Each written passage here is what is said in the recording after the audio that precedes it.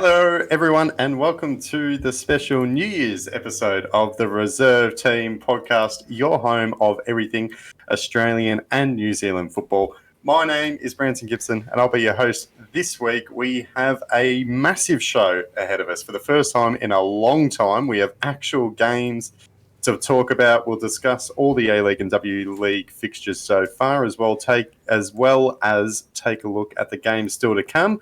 We'll talk Fantasy A-League and W-League as well, and talk about which players should be in your team. And lastly, we'll finish off with a special New Year's themed sort of game to finish off as well, I guess. Joining me this week, though, to talk about it all, and there is a lot to talk about. Firstly, we have Jack George. Hello, Jack. Hello. How are you? I'm doing very well. Thank you very much for joining us on the podcast. And once again, as always, we have Sean. G'day, mate. How you doing? I'm good, mate. Happy Christmas to yourself, Bran, and to you, Jack, as well. The New Year period, we're in that weird bubble between Christmas and New Year's where, who knows if I'm wearing pants if this camera tilted down a little bit. Nobody can truly know. But fantastic time of the year. Great to have A-League football back and W-League football. We've only had one goal so far across 270 minutes of games, but even then, I've loved having football back on, and hopefully we can talk about a fair bit of it this week. Absolutely, and what a goal it was. But let's jump straight into it, gentlemen. What we're going to start off first, before we get into the games, we're going to talk a little bit about Fantasy A-League and Fantasy W-League. Jack, you're a bit of an enthusiast on all things fantasy sport. What are you looking forward to? How's your team shaping up for this Fantasy A-League season? It's going well. I've spent probably way too much time on it, but I'm happy with the team I've got, and I think I've found some good players for some cheap prices. Fantastic. Sean, you've got a Fantasy A-League and a Fantasy W-League team as well. How many changes did you make before you actually locked your team in for round one? Listen, I'm that guy that everybody knows that sets their team before round one and then doesn't touch it again until the end of the season when they look back on regret about transfers they should have made. I'm pretty sure my English Premier League side still has Aaron Moy as captain in the centre of the park, even though he's been in China for a good few months. But I'm determined, given the competitive nature of the reserve team, we're all one team, but we do want to beat each other where we can. I'm definitely going to try and be more diligent this year and update my A-League side and my W-League team. So hopefully I've got some hot tips for everybody as well for the W-League stuff also. Fantastic. It took me a while to get my team sorted. The hardest part for me was the budget. You start from the top, you fit all those superstars in, and then you discover that you've used all of your budget on 9 players, not even a full team, and then you have to sort of try to filter them in and out. But thankfully for our listeners, we are here, the reserve team, to help our listeners out and find who should be in their teams. What we're going to do first is we're going to talk about the A-League, then we'll jump into the W-League secondly. But Jack, I've got a couple of questions for you, mate. So when we're looking at A-League fantasy, who do you think is the best player to have in your fantasy team? Who should be the pillar that everyone should build their squad around? I believe, and I'll get on more in terms of the lower picks, but the way I budgeted my team and structured it was all around having Jamie McLaren in the side. I think that he won the Golden Boot. He's already got an assist in the A-League, and he's just going to consistently pick up the points per game margin between him and Vesat Barisha, who's the second highest. If I can scroll up, he's got 13.7 average points per game, and Barisha is second on 10.8. So that shows the difference in terms of quality he offers. And I think with Naboo feeding him, with Noon back, and with Metcalf looking really good, and obviously Adrian Luna, he's going to keep on scoring and is perfect to have as your captain. Yeah, I totally agree. He's the pillar of my team. He was the first player I put in there. I had him in last year, lifted me to the championship. Hard to go wrong. He's worth a lot of money, but he's absolutely worth it. As you said, goals and assists, excellent choice. Secondly, though, what we want to talk about is sleeper candidates. Who's a player that people might not have heard of that you reckon should be in their team? And also, as a follow-up, which player do you think offers the best value, is the most undervalued, that you think should be a must-have? I think that when looking at a second goalkeeper, like someone who maybe is on the bench and can come in for a few games depending on the fixture list, you can't go past Daniel Margush from the Wanderers. Carl Robinson has confirmed that he is going to be starting the season with in goals, like a starter goalkeeper in an interview with Vince Rugari, and he's the cheapest goalkeeper you can actually get. So, for example, I have Andrew Redmayne in my team as my first goalkeeper, but he's not playing this week, so he can just slot into my side. And he's also like the Wanderers. We don't know what to expect for them, but Carl Robinson, his Newcastle team were keeping clean sheets quite often. So if he is to repeat this at the Wanderers with what will likely be a back three, I think that Margush could be getting a lot of points for an extremely cheap price. And great shout. At striker, I've got Jay McLaren, obviously, and Trent Bahaja, who's only just average 150,000. And yet again, Steve Corica confirmed he's going to be starting the season up front with Costa Barbarouses. He's cheap for a striker. And I mean, I personally believe that he will finish as Sydney's top goal scorer this season. I think he's shown a wonderful clinical ability in the Asian Champions League, and he can build on that going into this season. Yeah, a couple of great shouts. My hot tip is Bernat Echeverria. I have him in my fantasy team. I think he's going to be mega for MacArthur. I think he's only 176,000 in a midfield slot, so he's relatively quite cheap. I think he's going to be quite a good player, so I think he's definitely one as well that people should look at. Respect his value and definitely try and slot him into their team. Last question for you, Jack. Who do you think are the players that people should avoid? Who should they steer clear from adding to their team?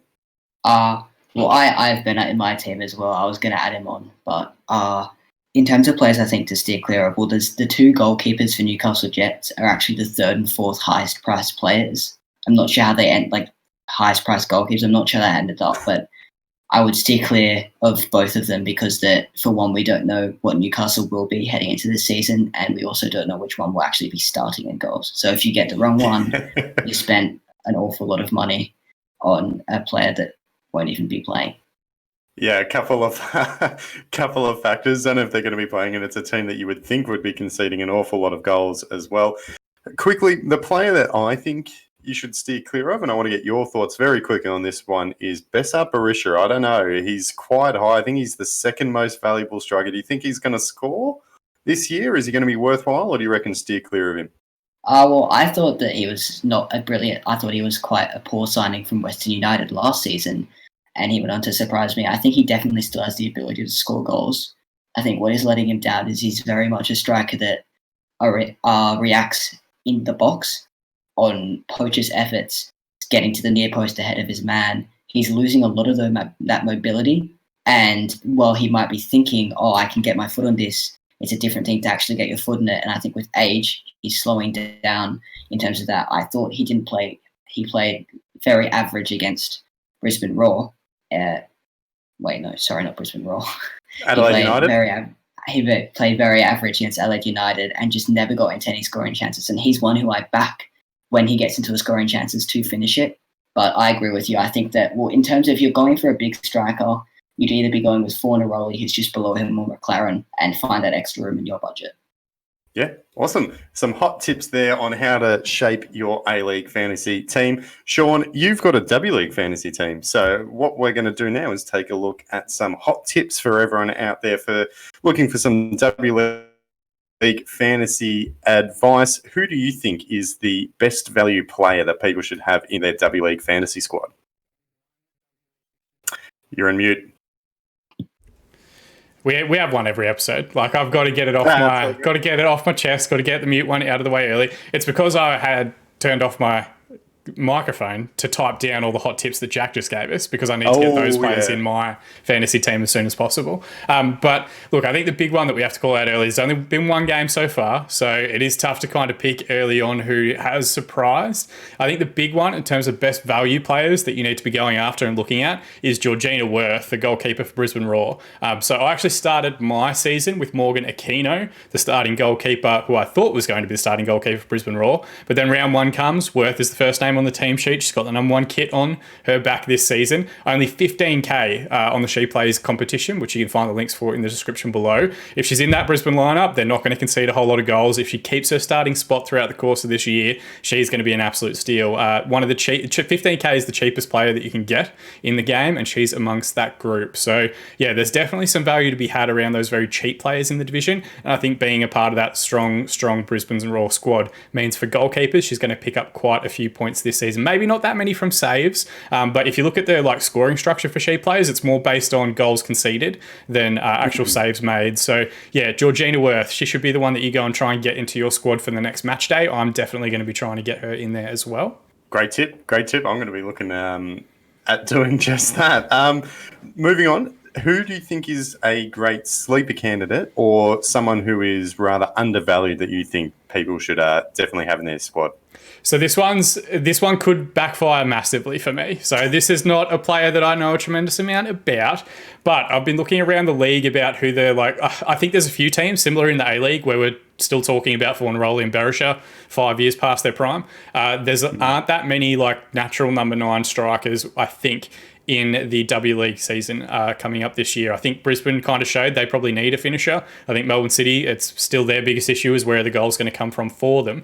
But the one that I've picked out as being, I think, a sleeper candidate that could be relatively low risk right now, again, they're 15k, so you're not spending a whole lot of money, but I think could get you pretty high rewards, is Fiona Warts, an English striker playing with Adelaide United this season. Only just signed during the last week. She played in the local SA NPL competition last season. She's got a good pedigree. She was with Coventry City and Fulham, and I think back in the day Leicester as a younger player over in England. She's an English striker. Very rarely do you waste a visa spot on a player that's not going to start every week. But the big one is that she's also going to be playing alongside Jose Maria Lopez, who's just signed, Chilean international that's been in and around the A-League a few different times, has been playing locally in the SA NPL competition. She's 50k, but I think if they're going to be playing up front together, that quality, that service is going to be there for her. And I think Fiona Wirtz at 15k, even if it's just a bench option, is going to be fantastic as someone that you can bring into a starting lineup. And if she can get 5-6 goals this season, wonderful return for relatively low expenditure on that one. So another one to try and get on your bench as soon as you can. Fantastic. And lastly, who do you think players should try to avoid? Sorry, who do you think fantasy managers should try to avoid? Which players should they steer clear of? So this is a tough one because these aren't bad players. I think this is just players that are worth way too much. Yes. So at the moment, Brisbane Roar have 4 players that are 80k, the highest valued player in the She Plays competition, which are Claire Polkinghorne, Katrina Gorey, Tamika Yallop, and Emmy Gielnik. None of them did particularly well yesterday, and 0-0 draw, albeit against City, who we know are a very good side. And don't get me wrong, Brisbane will absolutely batter some teams. However, when you look at kind of the way that they give points, there's a few different ways that certain defensive and midfield players can get points. Goals, assists are obviously the big one. Minutes played is a big one. Passes per 90 minutes also huge.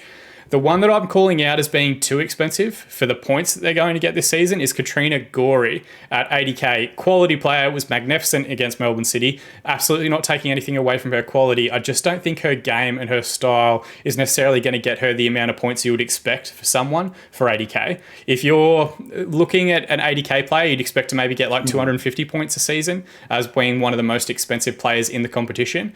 There's probably a good shout for Claire Polkinghorne at 80k as well. I don't think they're going to get that many points being a defensive player unless she chips in with a couple of set piece goals throughout the course of the year.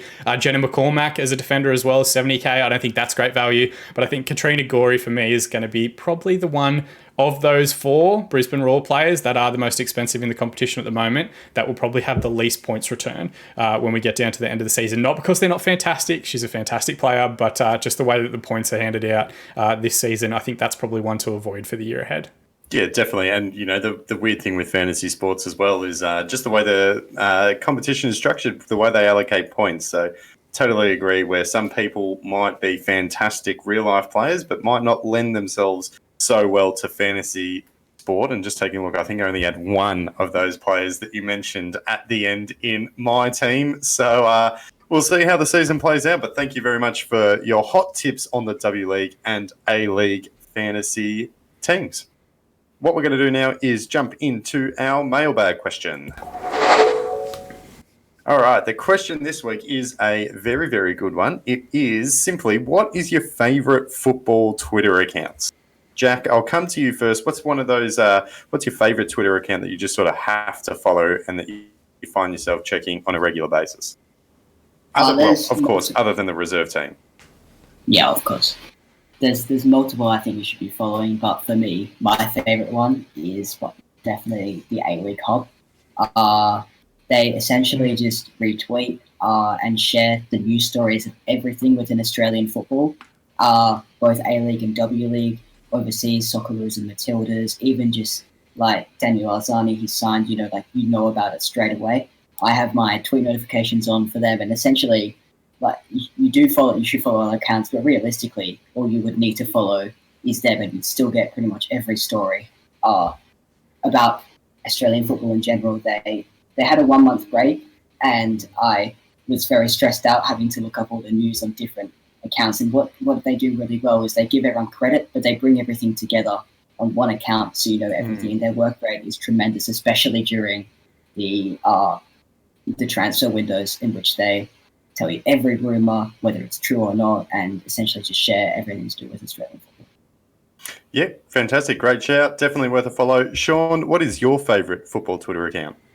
I tend to not be as information-based as Jack is. I tend to just go with stuff that I think is funny the majority of the time when it comes to Twitter. Like, if you want like legitimate news, guys like Simon Hill, Vince Ruggiero, fantastic. If you want, the best fan accounts, TRT, obviously, TLO, obviously. But my favourite account, just because they don't necessarily tweet every single day, but they usually give me one thing a week that I will laugh at quite a bit. And that's Hayley Routley, who is a member of TRT and the TLL side. She is a writer as well for the Game of Two Halves TV show that we saw, or pilot that we saw a couple of weeks ago. I think Hayley's got probably the funniest Twitter account of all the stuff. I think I have some hilarious tweets, and then they get like no likes over a 24-hour period. So she quite consistently does stuff.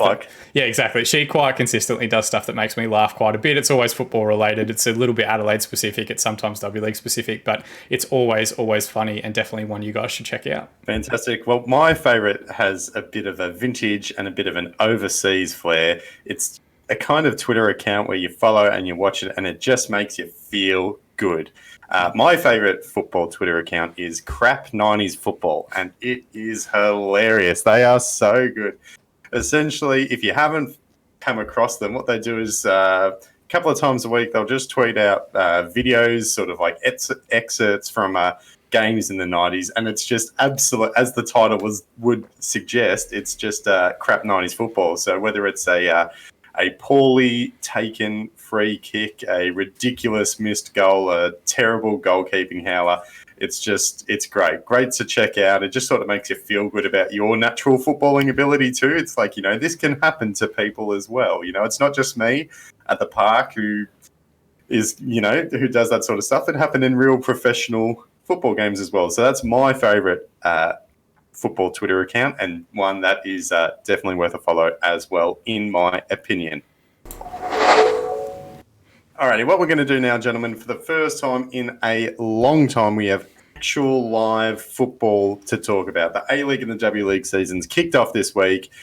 I don't know about you, but I was bloody excited just to have it back, have it on, get amongst it. It felt like just the off-season seemed to drag, and then all of a sudden the season sort of snuck up on us, and there it was.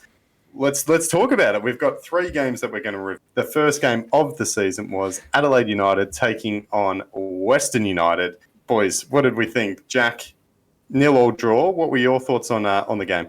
I thought it was a decent game. I was just really excited to see some new players get a go, and I just love Adelaide United because at the start of every season, they'll always put in one player that is relatively unknown and extremely young. Yo-Yo Ducali in this case, and they just excite throughout the game. I thought that Ducali really has a future going into Adelaide United. While he's lacked some sort of an end product, and maybe not everything he did was the most intelligent on the field, the confidence he had and his ability to run at the defence and also play a few good passes, had a few good shots, which is just good ideas. At 17 years old, he's definitely one for the future, and Adelaide have unearthed another gem. I thought that Adelaide did deserve to win. Tommy Urich was very unlucky with that chip over the goal, over Philip Curto. But West United, to their credit, 2 stunning goal line clearances, or almost goal line clearances, kept them in the game, and they'll look to improve with their Spanish midfielder getting really some good minutes. I love watching him play. His just intelligence overall, where his touch is always perfect and it always takes him away from his opponent. And his positional intelligence allows Steven Lustica to go forward and actually become more part of the attack than he was last season. Was really good for Western United. Sean, the season didn't exactly start off with a bang after that big off-season, COVID, everything that's going on. We wanted a goal first. That's not what we got. We got a 0-0 stalemate. Which team do you think, though, would be more satisfied with that performance and that result, Adelaide or Western United? Yeah, look, I mean, first, I think it was still a good game, even though it was 0-0, and I think everyone was kind of desperate to see like a 3-3 draw or something like that, which Central Coast and Newcastle still to come, guys. It could still happen this round, don't panic. But yeah, look, I think it was still a good game, and it was still played in the right spirit. The big thing that I think's appeared probably more so in the W League so far, and at time of recording, we've only got a couple of games to go through. There will be more coming out this afternoon and in the next few weeks, which we'll talk about in the future. But I think we are going to very quickly learn the difference between the pre-season programs that sides have had. We spoke about in Asian Champions League review, them using it as almost like a training camp for Sydney, Perth and Melbourne Victory and the bonuses that they're going to get from that. I thought Western United looked a little bit sluggish and then grew into the game, but then when you think about it, they probably haven't been able to train as much as Adelaide United have, just due to different lockdown restrictions by individual states. I think the New South Wales sides have got an advantage where they haven't been in any lockdown really throughout the course of their off-season as well, so their pre-season programs will be further ahead of everyone else. And Western United, to their credit, I think came back into the game late on just due to individual quality. It's a fascinating comparison, this one, because it's very much the youngest starting lineup in the league versus what is effectively one of the oldest spines, at least. I think once Durante got on the pitch, there were multiple players over the age of 35 for Western United, which is always a concern. But Diamante's still class. Berisha was flat, but I think he's been flat for a while. He's a penalty merchant. He'll score 10 this year for sure. I think Adelaide would be happier because I think the worst thing that could have happened to that young squad and to a manager really cutting his teeth in the league for the first time would have been going out and suffering a defeat away from home to start the season before they get a chance to play at Cooper Stadium or Hindmarsh or whatever you want to call it and getting that fan support behind them. I think they'll be happier with that. But look, overall, I think it was a good contest between two sides that perhaps we will see in the top six this season. Once it's all said and done, they were both very competitive. Obviously, meme-worthy status immediately started coming through. Daryl Braithwaite playing horses before the game and then running over, so kickoff got delayed.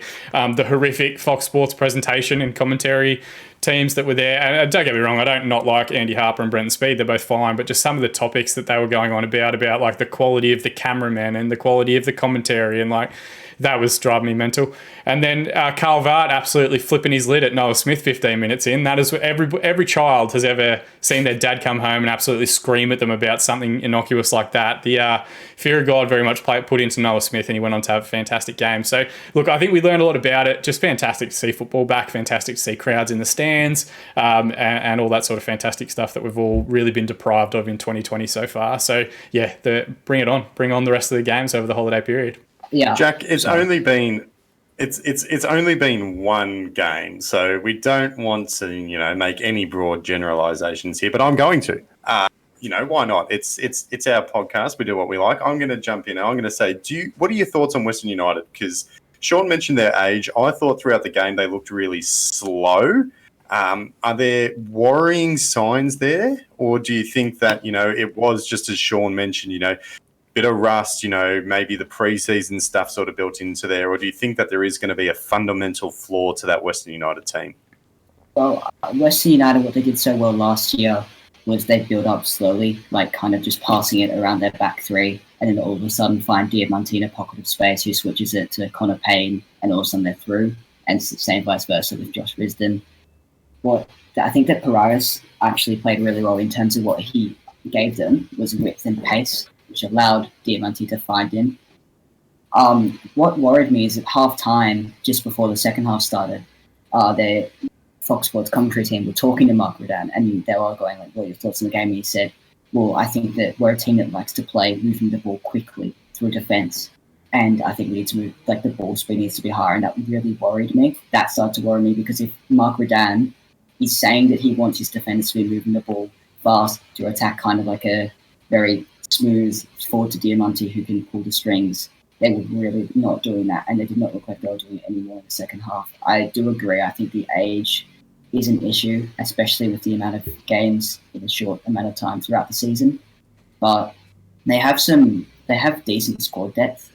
You look at Ivan Vucic, and Connor Payne on the left, and vice versa on the right. They've got two, Josh Risdon and Dylan Parias, and then throughout they've got quite decent squad depth. I think that it was interesting to see Lachlan Wales playing the Max Burgess kind of role, because Lachlan Wales, in my opinion, is definitely not that player. He's either he hugs a touchline, gets in behind, or he plays in a front two. I thought he would have done that with Berisha, where he's kind of drifting wide and making space with Berisha inside the box. But it was really weird to see him play as an attacking midfielder, because I don't think he has the game intelligence and passing range and vision to be there. So I thought that was a worrying sign. Their lack of depth at attacking midfield, aside from Burgess and Diamanti. First, before we jump on, Brand, we have to say Mark Radan, noted bully and stalker, because if we don't get that out every week, I have to edit it in after. But I think Lachie Wales is a fascinating one. It was almost like that was their solution to try and cover Berish's immobility. Like he can't run the distances that he used to or that he needs to, and he isn't really that pressing forward anymore. He's really developed into being a poaching striker. I did tweet about it, but I thought the really frustrating part that it must be for his teammates is that he doesn't drag defenders away anywhere. I think Jordan Elsey spent the entirety of the game standing on the 6-yard box and just getting his big biscuit tin head on everything that came into that area. Sometimes Delianov probably could have grabbed it, but Elsey was going after everything. And it really made the job easy for Jakobsen and Elsey during that period. I think Diamanti's Diamanti, his quality. He's not going to slow down at any point despite being 38. But yeah, I think it'll be a very interesting one. It wouldn't shock me if we do see different options up front for Western United in different games. And I think Lachie Wales, they might be looking at him as being like a secondary striker almost. I think it was Ayoma came on for a little bit, surname Majok, but that was what was on the back of his kit. And he looks very raw and very underdone. So if he's their next up striker, then that's going to be a cause for concern from them throughout the course of the season. But yeah, fascinating battle between the two sides. Obviously, two very different structures, two very different styles of play. I think Adelaide, like as I already mentioned, they'll be more positive, and they'll be saying, oh yeah, we are looking to actually play a decent brand of football, and we have got some exciting youngsters. You mentioned Dukley earlier, Jack. I think he had a great 15 minutes, but obviously the capacity's not there. They've still got Ryan Kiddo in that squad. They've got Pacific Nyongambiri, who came off the bench and also looked lively. Ben Halloran's still quality. Like they've got some good width in good depth in their front third positions, with the Toure brothers and Juric as well up front. So they're gonna have a variety of different questions that they can ask teams throughout the course of this year. Is that final product there for a lot of them? Maybe not just yet, but if any of those one young players has a great season and really adds that feather to their bow, I think they're going to be causing some problems for some teams, particularly in South Australia for those games. Very quickly, before we move on to the next game, Sean, what did you think of Tom Juric? Yeah, I thought he did well. He definitely looked... He looked busy, and he did try. I think the biggest challenge for them was the way that they were playing the ball to him, and I'm not sure if that's because of the runs that he was making, where he was trying to play like as an advanced forward, peeling off the shoulder of defenders rather than a ball-to-feet type person to try and get Stefan Mork involved. I think some of that was he was trying to find space because Stefan Mork was literally stood on his toes for the majority of the first half, and then they kind of opened up a bit as Mork dropped a little bit deeper in the second, which I think helped them quite a bit. Same with the wingers as well, like he was pulling into wide areas, and I don't think the wingers necessarily are going to be that person to get in that box, and I don't think Stefan Mork makes the best first time run. I think he wants to arrive late once defenders have already dropped. So I think they've got some challenges in the way they're going to play because both he and Toure are very different strikers. If they're just trying to get them both to be an advanced forward, I don't think that suits Juric. If they can find a way to find his feet more and get him holding up the ball and getting him doing little layoffs to wingers and strikers and supporting midfielders, I think they'll be in good shape. But yeah, like he looks like a guy who's played 20 games in the last 5 seasons or whatever it actually is. So I think that's going to be a challenge for him. But if he gets back to full fitness, he's more than capable of being an absolute weapon in this league. And for a long time, Adelaide looked like they didn't necessarily have that proper number 9, and now they've got 2 or 3. So yeah, it'll be a very interesting season for them. I thought he did well, given where he's been at over the last few seasons and getting back into regular football. Moving on, yesterday we did have a double header of action. We had the W League debut game as well. For the first time in 9 months, the W League was back. What a way to start the season with a potential grand final preview as the opening match. It was Brisbane Roar taking on Melbourne City. Another 0-0 draw in this one. Sean, what were your takeaways from this game? It was definitely an interesting encounter going into it. You know, Brisbane Roar, such a strong team, looking at being serious contenders this year. Melbourne City, a lot of players out, sort of having to regenerate their whole squad almost. What did you take away from this game? So we spoke about a couple of weeks ago on our W League Roundtable some of the big questions around those big sides, and I think the two that we came up with were Brisbane Roar. Jake Goodship is a manager that is relatively young, has been in with the squad now for a second season, finished 4th last year. Does he have what it takes to run a full season and go undefeated? Brisbane were excellent. Make no mistake, this was very much Brisbane's performance and game. But once things weren't working for them, and once they didn't get those couple of bounces of the balls or those couple of finishes that they should have had in the first half, they started to look frustrated and they started to look like there was no plan B. They were just going to keep doing plan A again and again, even though I think City started to get more comfortable in the game. And then on the City side of it, we've asked ourselves, looking at their squad, who's going to be the finisher and who's going to score the goals. And big rap for Riley Dobson. I think she works incredibly hard, but I think she's a winger. I don't think she's a central striker, and I don't think she looked that great leading the line. There was 1v1 in the first half that was really her best opportunity, but not a whole lot created beyond that. So I think both sides have questions that are still outstanding. I don't think we got answers to them. We kind of spoke about in the initial fixture list where it was going to be Melbourne City and Sydney, that game was too early, and I think this game came a little bit too early as well. It definitely showed that Brisbane were coming off the back of a full NPL Queensland season, that their Matildas were coming back from training in Europe over the last 6 months. They look much readier than Melbourne City does. City obviously only put the last finishing touches on their squad within the last 7 days, and they haven't had a full pre-season program given lockdown restrictions in Victoria, and no NPL season for the young players that have come through as well. So in reality, if someone had a good year back in 2019 in that NPL season, we haven't actually had them with a full season up until today. So yeah, additional challenges. I think it'll be felt more in the W League than anything else, but Brisbane were very good and will absolutely batter some teams this year once they can find a finish. They may need a central striker. They may need someone to just drag defenders away from the likes of Yallop and Gielnik to get them in more 1v1 situations, just a running striker or something like that. And for Melbourne City, they've got good players to come back in. They've got Chidiac to come back in, Japanese internationals whose name escapes me right now. Emma Checker is going to come back into that side. I still think they need a forward, but we'll see how their transfer business continues throughout the course of the season and throughout the opening few weeks of this league. Yeah, definitely. Just jumping in there quickly, there are reinforcements coming to City, as you mentioned. Alex Chidak and Emma Checker, both Matilda's players, and then the Japanese international is Chinatsu Kira. So those are 3 big ins still to come in for the Melbourne City squad.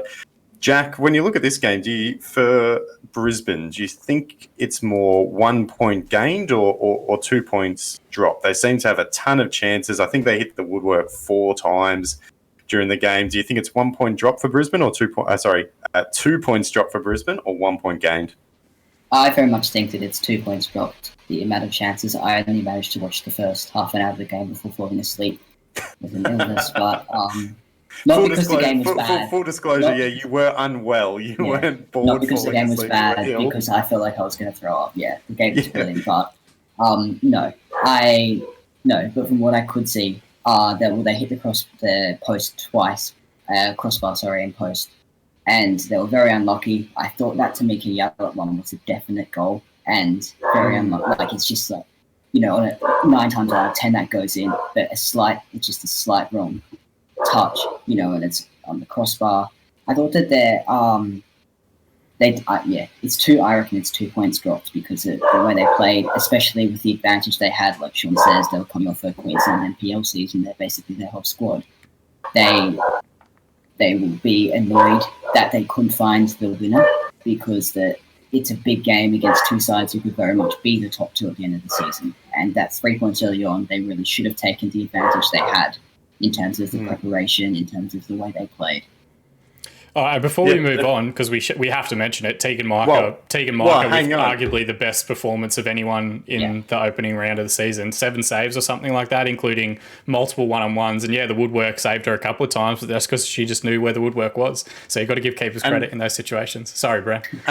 No future spoilers, mate. Yeah, I was about to come back to you. My question was going to be, how good was Tegan Micah? She was at the last World Cup as the number 2 for the most part, but gee whiz, she had an impact yesterday. And as we said, as you just mentioned there, balls that hit the woodwork, but there were a number that were tipped or saved that then came off the woodwork as well. There were a couple of one-on-one saves just across the board. She was phenomenal. What did you think? Yeah, I mean, we spoke about in our W League roundtable that I was a big rat for Jada Wyman about who was going to step up and become like the elite level. Like, Australia's always had good goalkeeper stocks, always. And the World Cup was no different. I think she's technically third choice. I think Mackenzie Arnold would probably be second, and obviously Lydia Williams is the incumbent there. But yeah, I thought she was absolutely fantastic. I still think Jada Wyman could have a big year and be a breakout star, but I think Tegan Micah really showed why she is in that Matilda structure in that squad, and just the phenomenal depth that we have at that position for the country at the moment. So yeah, magnificent performance. As a City fan, fully acknowledging my bias, I hope we don't have to see too many more performances from her throughout the course of the season like that. I hope she has very tidy, clean sheets throughout the course of the year.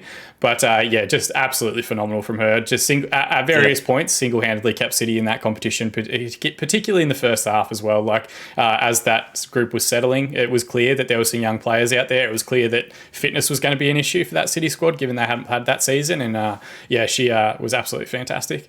Well, definitely, and what a way to start off the season! Like, what a confidence boost that must be, having such a good game. From a Melbourne City point of view as well, they lost Lydia Williams. She went off to Arsenal. They've got a good one in a replacement straight off the bat there. What we're going to do now, though, is take a look at the A-League game. It was the second match of the doubleheader. Melbourne City taking on Brisbane Roar. Again, it was Melbourne City running out 1-0 victors in this one. Sean, what were your thoughts? So obvious bias, and Jack, by all means, you're here to level me out, right? You got to keep me honest. You got to keep me humble. But I thought Brisbane had a lot of the ball, but weren't creating enough clear-cut chances and weren't creating enough actual finishing opportunities. I think Dylan Wenzel-Halls had a fantastic shout in the first half for a one-on-one that he kind of scuffed, and Tom Glover, I think, made a good save, but really should have finished. And then late on, Scott McDonald had a fantastic opportunity, but that was really the two great chances that they had. I think there was a header from distance from Gillespie that clipped the crossbar on its way over, but it was always ballooning over. So there was a frustration from my end, acknowledging my City bias, that the commentary team was saying that it was like Brisbane dominant and whatever else, because I think if you kind of looked at the highlight package, there would probably be the same amount of chances for both sides in terms of clear-cut chances created. I think Connor Metcalf had a great one in the first half. I think Jamie McLaren had a good opportunity for a curling shot early on. I think Adrian Luna had a chance that fell to him too early in the contest for a kind of half volley across the box. So, yeah, I think City looked more dangerous in that transition, and I think Brisbane looked quite good with the ball, better than we were expecting for them. One of the things that I think came up on Twitter during that period is that Warren Moon's issue when he was the manager of Lions FC in the NPL Queensland is that they played great football but didn't necessarily find the finish. And I think that kind of played out again for Brisbane Roar there. So, yeah, positive signs for them. I think a lot of Brisbane fans would look at that performance and say that they did quite well. And I think for Melbourne City fans, they'll take a lot from it, saying that, okay, we haven't played that well, we haven't hit our stride, we aren't at our best just yet, but we're also still working towards that, and we are still getting 3 points along the way. So, yeah, it was very much a round one fixture. I think both sides have plenty to take positively from it. I think the right result was there in the end, but again, I'm incredibly biased with this. I think, they had found the finish. There were chances. If Dylan Wenzel-Halls had to put away his chance, if Scott McDonald had to roll that one into the bottom right-hand corner, then I would say, yeah, that's fair, because they took their chances. But Melbourne City, fantastic goal from Connor Metcalf. Great to see young players getting given an opportunity in the league and starting and playing 90 minutes and then going through. Won't talk about the red card because I'll go on a rant for 45 minutes. But yeah, great to see A-League football back, and great to see two sides trying to play the game in the right way. And I should give credit to all four sides actually so far in the A-League. None of them have set up massive defensive stocks or anything like that. All of them, when they've got possession, are trying to get forward and trying to play the game in the right way, which is a huge credit to all of them. Yeah, and from a City point of view, I totally agree as well. Again, acknowledging my City bias here. I thought it was a great way to start the season. I thought the fact that they could get 3 points on the road in a game where they weren't necessarily clearly the better side, in particular as well, that red card, I think it was looking back at last season, the Adelaide United game, they're up 2-0, had a player sent off and then folded. So for them to be able, I could be remembering that wrong. I think I might be now. Not too sure. May or may not be accurate. Anyway, I think the fact that they were able to be resilient after going down to 10 men as well and to hold on, I think that's a big first step as well. Jack, we want to come to you now to sort of even out our Melbourne City bias here. What were your thoughts on the game, in particularly from a Brisbane point of view, and Warren Moon as well? First time we've really had a look at him as a manager. What were some of your thoughts on the game? Yeah, well, yet again, I didn't manage the whole way through the game. I had to go to bed. I was broken. But I don't think that a coach playing great football and them not finishing chances is genuinely the coach's fault in Warren Moon. I think when you play Dylan Wenzel-Halls up front, you can't expect him to score every half chance he'll get. In terms of, I think the Warren Moon, maybe with Scott McDonald on the bench, he did miss that one late on in the 91st minute, but he can finish. I think the Warren Moon, in some ways, that's his fault, but I did think that Dylan Wenzel-Halls should have scored that. I thought it was not a brilliant decision to go to the near post. Should have curled it around the far post, especially with the way he hit it with the curl on it. It was a good save from Tom Glover, but it made it easier for him in terms of the way he struck the ball. But Dylan Wenzel-Halls did look very bright for Brisbane. But one thing is, Joey Chapman was very frustrating throughout the game. Like in the first 30 minutes, the commentators kept going, Joey Chapman is a crowd pleaser. The crowd must be loving watching him play. If I was in Brisbane, I was tearing my hair out anyway, but if I was a Brisbane fan, I'd be tearing my hair out even more, because you get the ball on the left and you'd see there was a clear pass into Jay O'Shea back in the middle just to recycle possession, and you do about 12 step overs and take 22 touches and then pass it back, by which Melbourne City had got about 2 minutes to set a pressing trap on them. Made it so much easier for Melbourne City to keep the ball, and his work rate off the ball I thought was just poor. Like, he's a young player, he's been given an opportunity after leaving the league. He has to show some sort of willingness to win back the ball when he loses it and build it in the system. He's not the star of the team, and he won't be for a while. In terms of, even though he does seem to have good potential, there's no way that you can let, especially when you're playing what they played was a kind of 4-4-2, 4-4-1-1 with him on the left. You cannot let him up.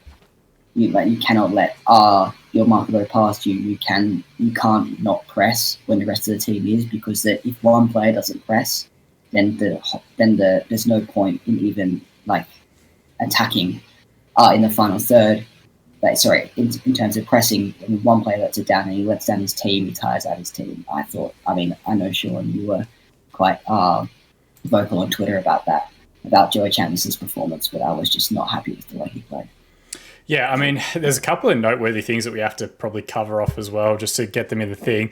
The spray that Scott McDonald gave Jack Hingett about 80 minutes into the contest on that overhit cross, just leathered into him. And I can understand the frustration if you give someone a 10-second spray. First game of the year. Yeah, 10 seconds worth of spray, but he went on for a good minute and a half, and then 6 minutes later missed that chance to kind of roll it into the far corner late on. So we have to acknowledge that one. Hopefully Jack Hingett gave him a bit back in the changing sheds after, or Scott McDonald has just chilled out a little bit, maybe had a break, had a Kit Kat, and just found a bit of balance for him. The other one as well that I want to mention is Riku Danzaki. I thought he was quite tidy. A player that hasn't played that much, but really did look like he's going to be quite the find for Brisbane. Still not 100% sure what he is. He played in the number 10 role, which I think kind of limited a little bit Jay O'Shea's influence on the game from that deeper position. So it wouldn't shock me if he moved out to a wing scenario, echoing the same comments as Jack. I thought Champions didn't use the ball effectively and I tweeted about it. You can check that out in the link below. But he took 6 touches to do something that a good player like a Diamante or even O'Shea in his own squad, or Danzaki, would have done in 2.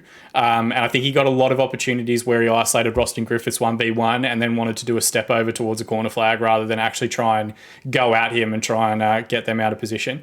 And then the last one that I kind of wanted to bring up, and I'm not sure what your experiences were, but I thought Dolphin Stadium and Redcliffe was 10 times the venue from a viewing capacity on TV and just the environment that it looked like they were creating there than Suncorp Stadium is. And I know that's probably going to upset quite a few Brisbane fans that live in the southern suburbs or that live on the other side of town in the west or anything like that.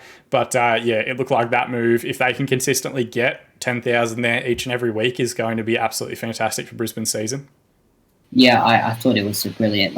I saw a tweet about it where there was just a photo and you could just see it was absolutely packed, the row of stadiums there. It just makes it look so good for the league, and it's just so nice to see that when you're watching it from TV, and being there just makes the atmosphere so much better. I agree with you about him being Chandler's being isolated with Boston Griffiths, because in my opinion, step overs can either be the most useless or the most intelligent skill in the game, depending on how you use them.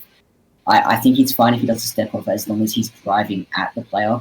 Because if you just one step over, shift onto your right foot with the speed, with the agility that Chandler's has, he'd probably beat Ross and Griffiths in that one-on-one situation. But when he's doing 3 or 4 and at a very slow pace, it's just no point, because if Ross and Griffiths just keeps his eye on the ball, all he has to do is just hold his position and watch the runs, and Chandler's is going nowhere. Yeah, I totally agree. And just quickly on Dolphin Stadium, I think it just sort of highlights how important those boutique stadiums are. It doesn't necessarily make the case, I don't think, that Brisbane should move there permanently, but I think it does show how important a small stadium and a full stadium is to that atmosphere. So I think it just sort of shows how a move away from Suncorp is absolutely necessary for the Raw, whether that's in Redcliffe or a new stadium, or I'll be honest, I don't know a lot about Brisbane, so I'm not going to even try to guess where the new stadium should possibly be, but it just sort of highlights how big of an impact that can have. Just very, very quickly, Sean, before we do move on, what did you make of the lineup from Patrick Kisnorbo? Obviously, the first time we've seen him in charge of Melbourne City. A couple of interesting things, Griffiths at centre back, Aidan O'Neill, who came across from Sydney. He started, Connor Metcalf, and then Garuccio also started. What did you make of the lineup? How much time have we got? I know you said just quickly, but not a lot. But let's get some of your thoughts. Look, I think having Ben Garuccio as a left-footed player at right back kind of limited us a little bit. If you remember the last season, the Monbear style, it was Scott Jamieson kind of dropping into midfield and cutting inside to add a midfield advantage in there. And I think they tried to copy that this season by having Jamieson at left back and staying wider, but then having Garuccio doing the same thing for the right-hand side. At the same time, though, Andrew Naboo kept cutting inside when he picked up the ball on the right, so as did Craig Noon, because he's left-footed as well. So I think we didn't really have that width on the right-hand side that I'd like to see Nathaniel Atkinson get back out there a little bit. Not that Ben Garuccio isn't great, just find somewhere else in the team for him, because we need to have that additional balance and that additional width to our play. I think we made it very easy for Brisbane, particularly in the first half. I think Aidan O'Neill was fantastic, arguably City's best on, including Metcalf and McLaren in those discussions as well, and Curtis Good I thought was fantastic. Kisnorbo, it was by the numbers. It was very much the strongest squad available based on reputations within the league. There weren't any risks.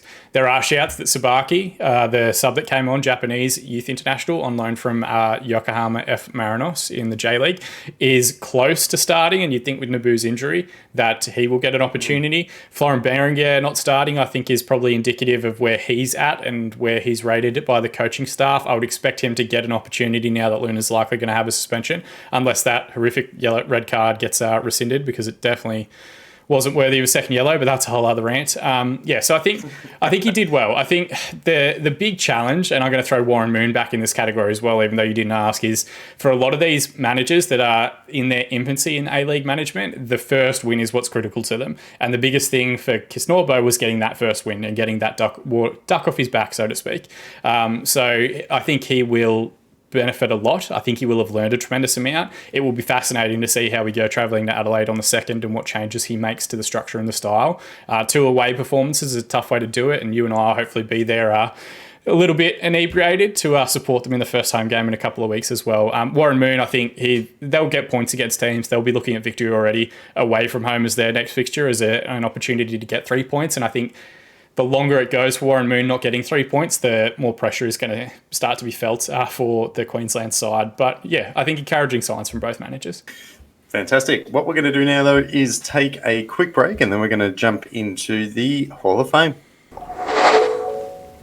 Taking a look at the Hall of Fame results from last week, we had 4 nominations last week. We had the Deflating Sauce Bottles, Central Coast Stadium. We had Bruno Fornaroli's famous FFA Cup winning speech, in which he dropped an F-bomb. Sticking with the F-bomb theme, we had Louis Fenton's F-bomb drop in his interview with Archie Thompson. And lastly, we had Aaron Moy's Tifo, the famous one at the Melbourne City game, in which his head looks quite... let's be kind, let's say interesting. And the winner for this week and earning a spot in the reserve team Hall of Fame is, of course, the Aaron Moy Tifo. That received 40% of the vote. We actually had a 3-way tie for second place. Fenton, Fornaroli, and the Sauce Bottles all received 20%. But Aaron Moy and that Tifo, geez, I mean, I'll tell you what, it's nothing if not iconic, and that has absolutely earned a spot in the Reserve Team Hall of Fame.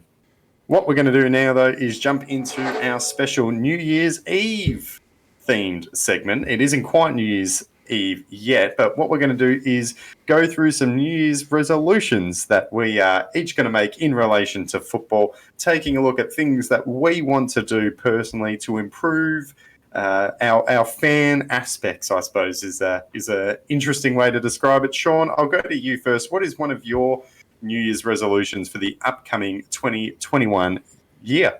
I'm going to get to as many games as possible and not take them for granted because, that's a good one. Victoria been in lockdown, one of the longest lockdowns in the world. Hopefully Sydney's is over quickly, as South Australia's was earlier in the year. But we lost our football relatively quickly as soon as lockdown came. We weren't able to go to games even prior to that initial lockdown period. Of course, once we went back into the hub model in Sydney, we weren't able to go along to those games anyway with interstate travel. And of course, that's the year that City makes their first grand final, and Brian and I can't go along and watch any of those games, which was very disappointing. So I think the big one for me is I'm going to try and get to as many W League and A League fixtures as I can. Obviously, the challenge this year is that we're going to be coupling our regular like NPL and State League pre-seasons and seasons with A League competition, but I'm going to try and make sure I get to as many as possible and not take them for granted. I missed football while it was gone. I missed not being able to go to games. As soon as it gets taken away from you, then you really want to do it more than anything else. So yeah, I'm definitely going to try and get to as much football as humanly possible this year. That's one of my big resolutions for the footballing calendar. Jack, taking a look, what's one of the things that you want to see happen in 2021? It's relatively unlikely, but I would love to see the Central Coast Mariners make the final series. I feel like after what has been 4 or 5 years of just pain, their fans deserve it. My uncles and his family are big fans of the Mariners, and for some reason, every time I attend their games, they manage to win. It's usually the one once a season I attend, and they win every game. So maybe I could attend a few more of them. But I would love to see them make the final series. They deserve it. And as I wrote a few weeks ago on the Reserve Team website, the A-League could actually benefit considerably from it in terms of the fact that they are the only major sporting team within the Central Coast. So successful Mariners could see the Central Coast becoming, like their whole city becoming, start supporting the Mariners of all of a sudden. You look at it's unlikely, but what we could see is a full crowd in the stadium, plus people lining up to secure memberships in terms of the population they have, but the lack of sporting teams they actually have available to them. So the Mariners succeeding is something I'd love to see. Yeah, definitely. I think we, the reserve team, pretty much all of us love the Mariners. All of us have a big soft spot for them. We'd all love to see them do well. One of my New Year's resolutions for the upcoming season is I want to watch far more W League, and I want to learn a heck of a lot about it. That's something that I will admit, over the first couple of seasons of the W League, I haven't been as engaged as I have been with the A League. So I'm really looking forward to watching more W League games, getting to go to more W League games, putting in that effort to get there, and also just following it more closely, learning more about the players, the teams, the managers, everything involved with women's football in Australia, and New Zealand even, and hopefully that also has impact on my W League fantasy team, but we will see. Sean, what's another one of your New Year's resolutions? I'm trying, and again, I've gone with personal ones this year. I'm trying to engage with more people on Twitter, mainly because mostly we have positive interactions. We've got a great little community that we're building at the reserve team, which is great to see. We've met like a couple of different external guests that we've had on season previews and stuff that have always been really great to get their thoughts and opinions. Obviously, there's about 30 of us at the reserve team as well. It's always cool to see what they're doing. But yeah, I'm trying to do that a little bit more. I'm trying to speak with people, not just within like my little Melbourne City bubble or our reserve team bubble. I'm also trying to see thoughts and opinions from teams around the league as well, because there are some fantastic people in and around soccer Twitter, if you want to call it that, or football Twitter. And I just really want to try and get out there a little bit more. So hopefully, beyond January into March, February, wherever else, all the way through to the end of the season, you'll see more Twitter stuff from me, trying to get involved. And by all means, even if you just got a football manager save that you want tactics advice on, hit me up. I'm always there and ready and available. So that's one of the big things I'm going to try and do better this year, is engage more with football Twitter. Fantastic. Jack, what's another thing you're hoping to see next year? Well, it's already started, but I'm loving seeing the W League continue to play the NPL players.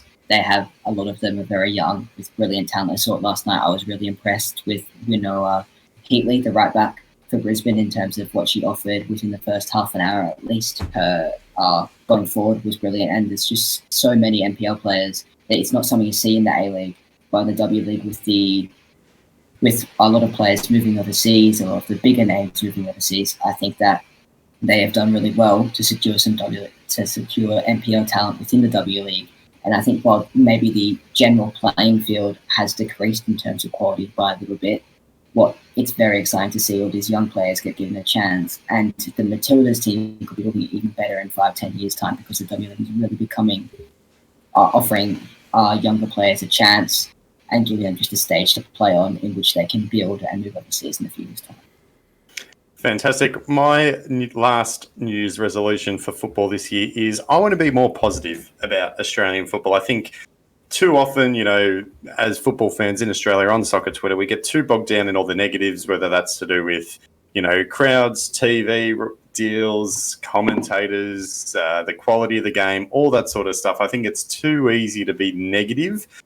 So this year I want to try to be more positive. I want to focus on all the good things, all the bright spots across Australian football from a male and a female point of view. There's still lots of fantastic stuff happening in the A-League. The fact that, the game is still, growing, in particular on the women's side of things. I think there's a lot of more positive angles that we can focus on, and that's something that I'm going to try to do. Not everything is doom and gloom with football in Australia, and I'm looking forward to having a happier outlook on the state of the game in Australia.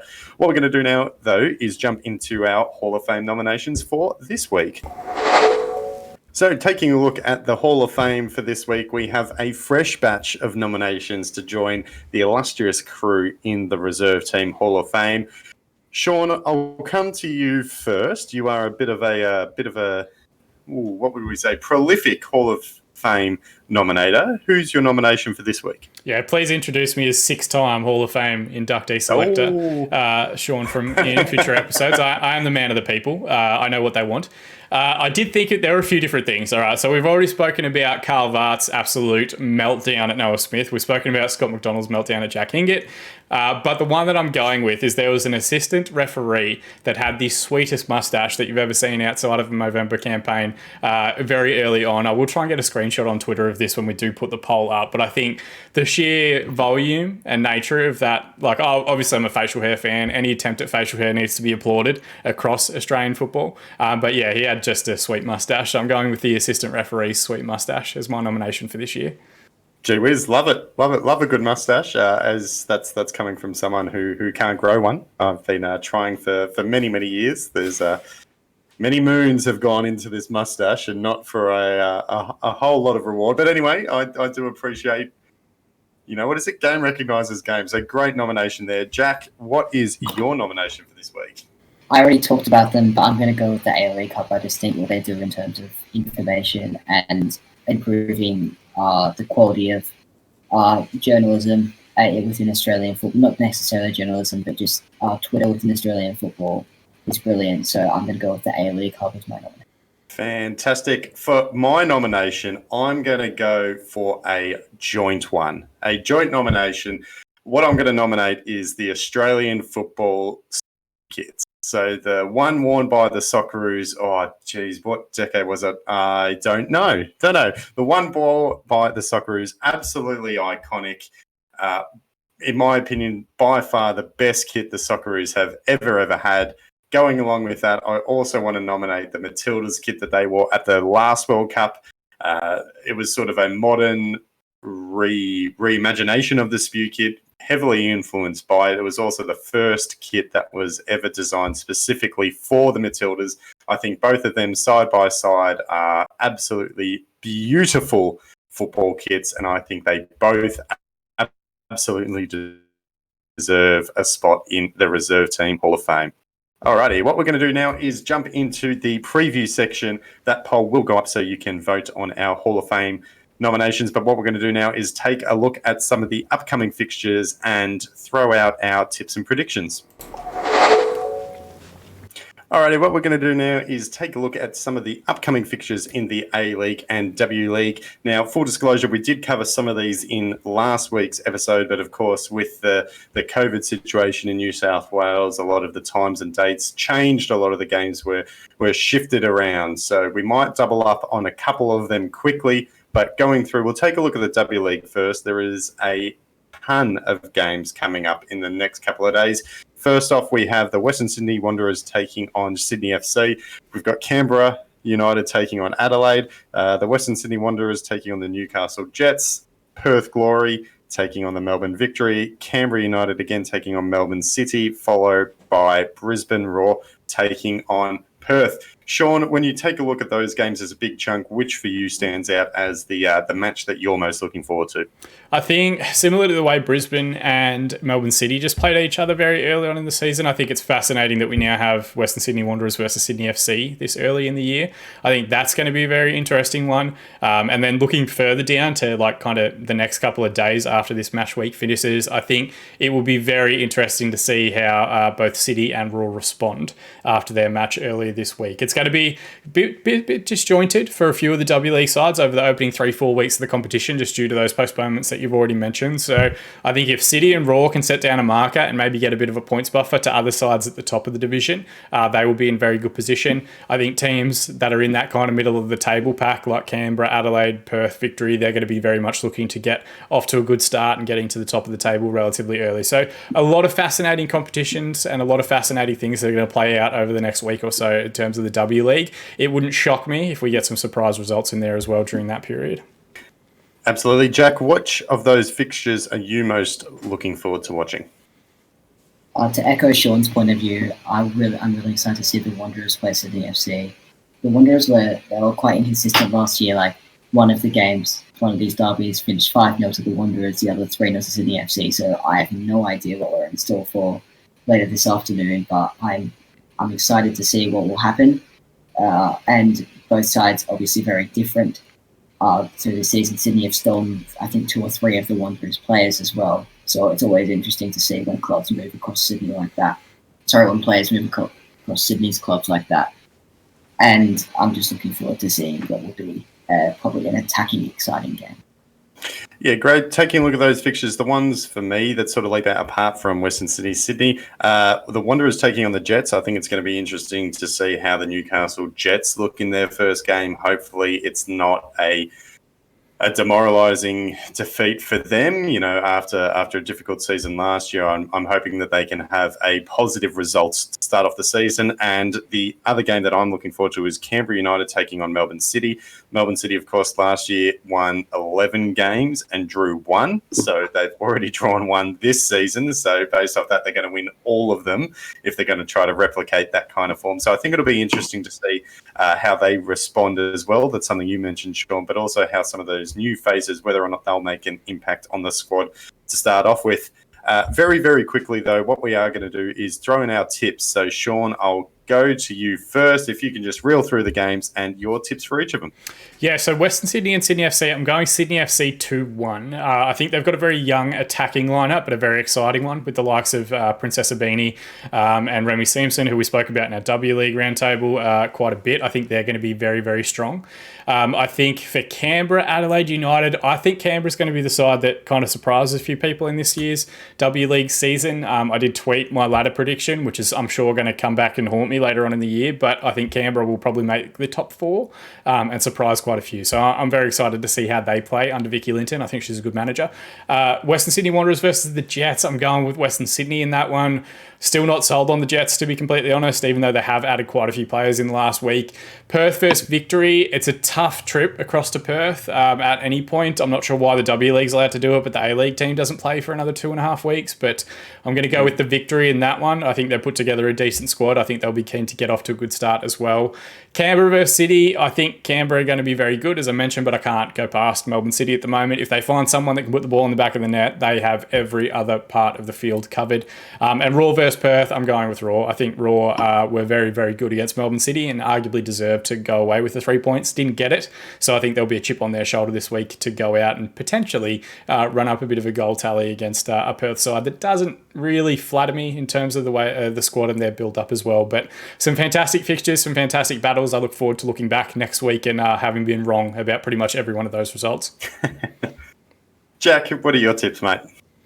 Wanderers are Sydney, as I mentioned. It could go either way. I do believe that Sydney will win it. They've had quite a decent sized pre-season, and they are Remy Simpson, very dangerous in the box. Princess Obini is returning. Their defence is still quite solid. They've managed to keep Ellie Brush and Taylor Ray in the defence. Obviously, Ray was injured for most of last season, but I believe that Sydney will win. Yeah, I agree with Sean. I can't.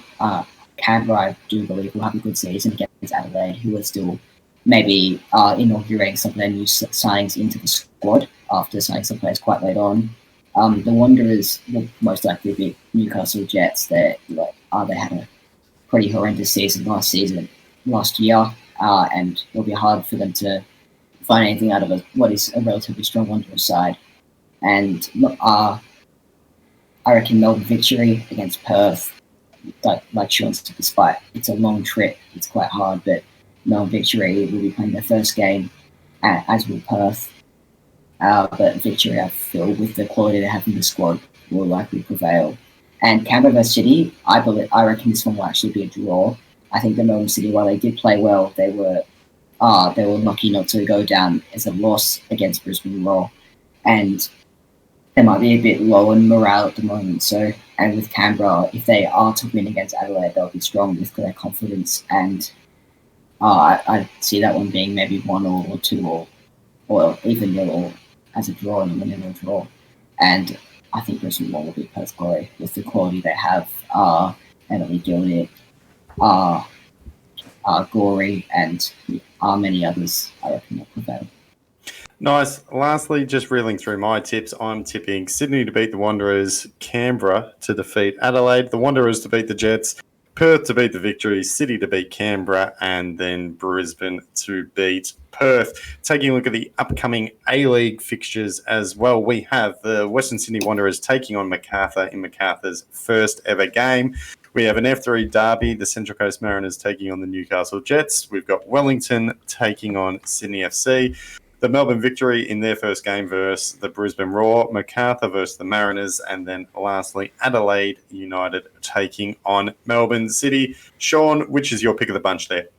I think Western Sydney versus Macarthur will be fascinating. We'll talk about it, I guess, when I go through my pick anyway. But I think we haven't seen Bernat or Susueta in any of the pre-season games for Macarthur. I'm actually not even 100% sure they're out of quarantine yet. So I don't think we're going to see too much involvement from them, which means I think we're probably going to see a very energetic Carl Robinson Western Sydney side go out and get a decent result in this first fixture. But I think it'll be a fascinating contest. I think they're two sides that have perhaps one of the better squads in the division itself this year. I think they've both recruited very aggressively. Obviously, Macarthur had to. They had no choice. But Western Sydney, obviously, let's not get too caught up in the whirlwind that would be, are they talking to contracted players at other clubs and whatever else? But yeah, I think that's probably the big standout for me. Of the next run of games as well, I think based on the opening round fixtures, I think Adelaide versus City is always a fantastic, fantastic game when those two sides play away in Adelaide.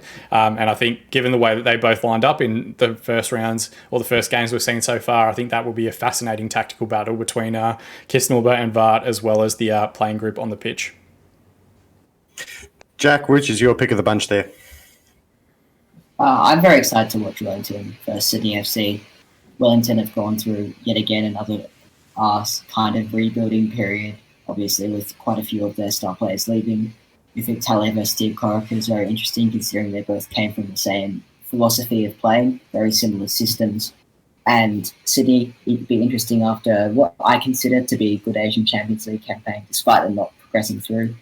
Interesting to see how they'll cope in their first league game without Lafondre. Obviously, much of the frustration with them was based on their lack of taking chances, although I believe that was more cost to Barbarossa than it was Bahaja. I thought Bahaja took his chances when he got them into a very high standard. And for the Wellington, interesting to see how, if Ulysses De Vere's on form, you never really know what's going to happen. Like De Vere's just an outstanding player, and their new striker, Hamed, we're yet to see him in the A-League, but he could be another star. And I think the Wellington are a good shout for top 6 again this season. And Sydney are probably in the title contention, so it'll be an interesting game to open up. Yeah, the game that I'm most looking forward to out of that bunch as well is the F3 derby.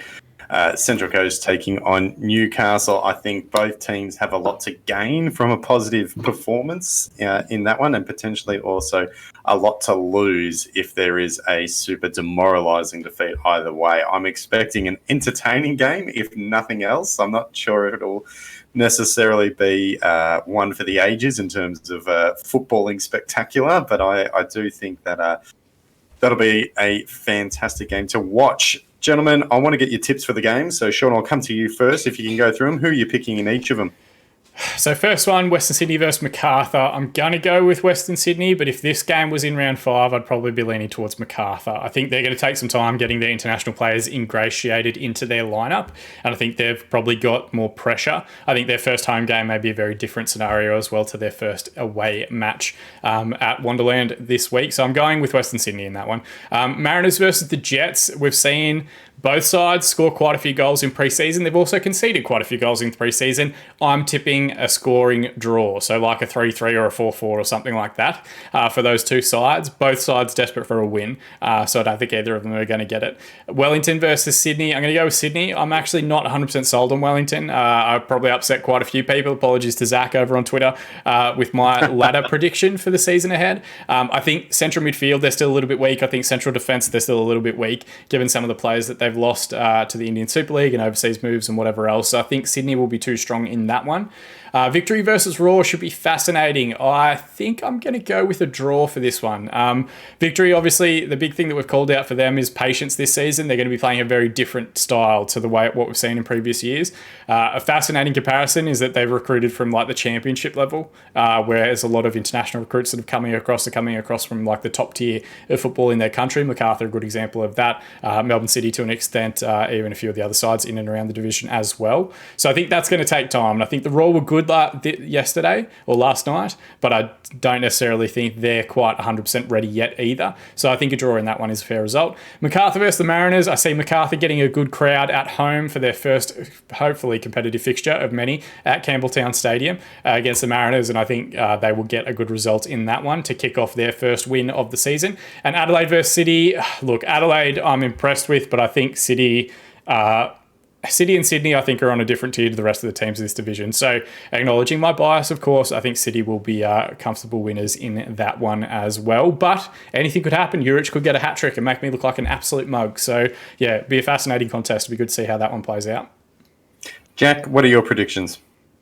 It's interesting, Wanderers versus Macarthur, because they're both, Macarthur obviously starting from scratch, but the Wanderers are essentially going through a rebuilding period as well, with Dylan McGowan now as captain, and basically everyone else is different or coming into the side from the bench. So it'll be interesting. I do believe that Macarthur will be the winners in this one just because of the quality they have. Obviously, as you said, Sean, their new imports may not be playing still in isolation, I think, or even though they probably won't be starting, but, you know, Matt Derbyshire will probably play. He's not in isolation, right? No, he's been out. He's played a couple of friendlies. Just the two Spaniards, I think, are the ones still waiting.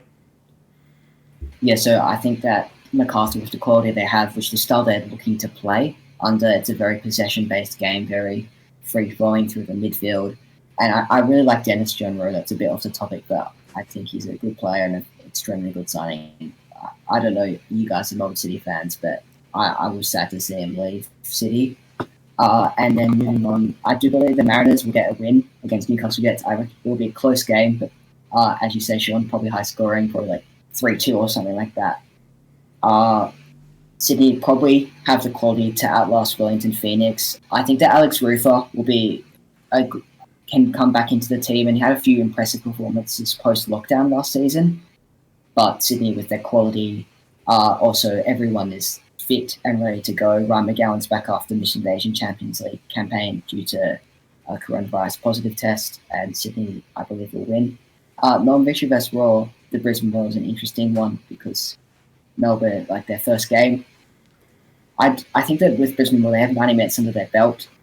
Warren Moon now is more clear as to the way they'll be playing, and they need a win to keep their confidence up, and I do believe they will get it. MacArthur will probably beat the Mariners relatively comfortably. The Mariners obviously still with their imports to come into the squad, and MacArthur just have the quality to outlast them. And LA City is an interesting game.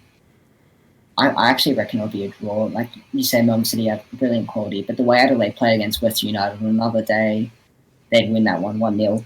And I think if they can continue to play in this style with this exciting young team, then they'll be hard to beat. Excellent. My tips, taking a look at those games as well. Just quickly, I'm tipping MacArthur to beat Western Sydney. The Central Coast Mariners will beat the Newcastle Jets. I think Sydney will beat Wellington. I'm tipping a draw between the Victory and Brisbane Roar.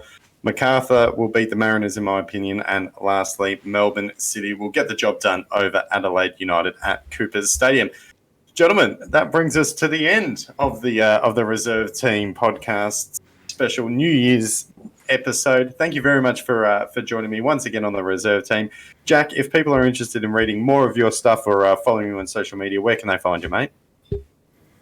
Well, I post all of my articles on social media, and they're mainly on the Reserve Team, so you can just find me on Twitter at JackGeorge0004.